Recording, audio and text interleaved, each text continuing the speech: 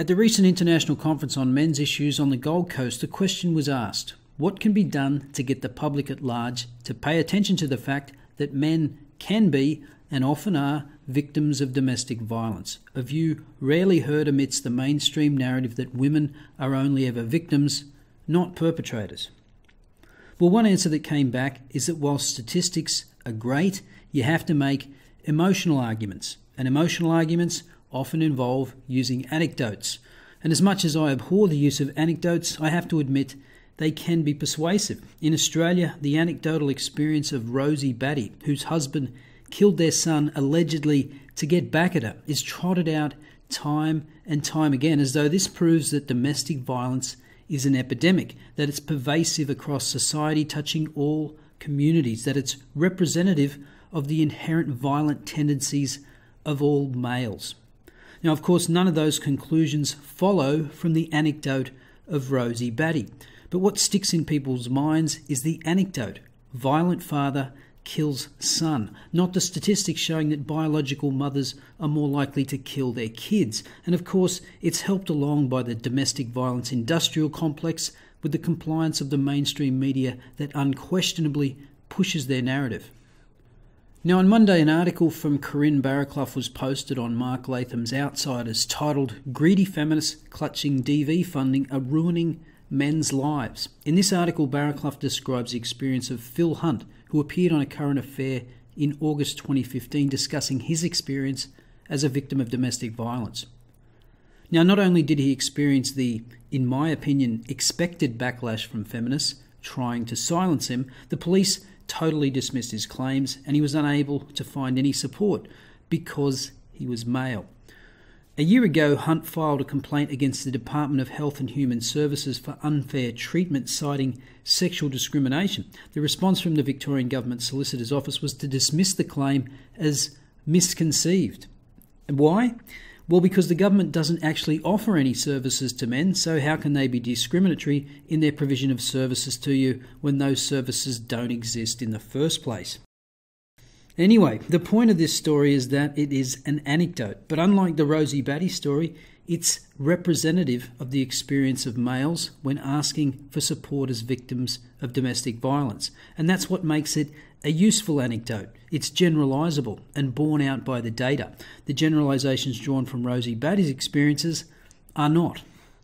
And of course, when the domestic violence industry does engage in talking about statistics, they're often cherry-picked and or misleading or just plain wrong. Take, for example, the very first claim on the facts and figures page from Our Watch, that on average, at least one woman a week is killed by a partner or former partner in Australia. And they even give you the source of their mistake. The Australian Institute of Criminology report, Homicide in Australia from 2010 to 2012.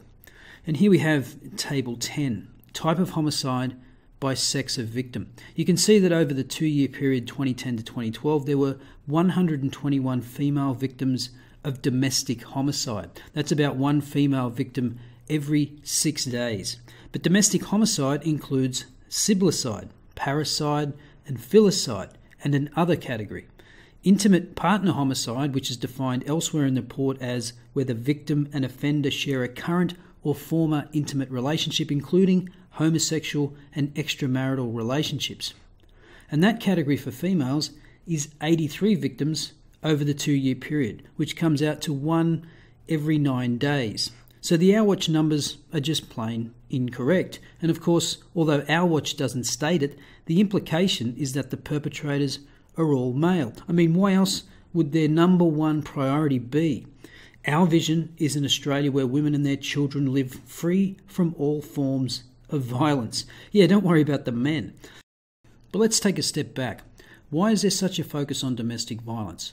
What's special about domestic violence? Why not be against all forms of violence against everyone?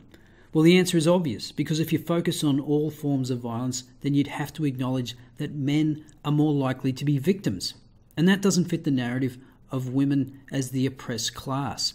It just takes a couple of minutes at the Australian Bureau of Statistics to find out that men are more likely to have experienced violence or a threat of violence in the last 12 months, or over their lifetimes for that matter. Or come at it another way. If we're concerned about the body count. Okay, 3/4 of the victims of intimate partner homicides are women. But again, why focus on intimate partner homicides? Well, because if you looked at all forms of homicide, then males make up almost 2/3 of the victims. And if you're really concerned about body count, then why not focus on the much larger problem of 14 women taking their own life every week in Australia? Well, again, because if you do that, you have to acknowledge that 44 men take their own life every week in Australia. And we don't want to acknowledge that because then you can't paint women as the oppressed victims.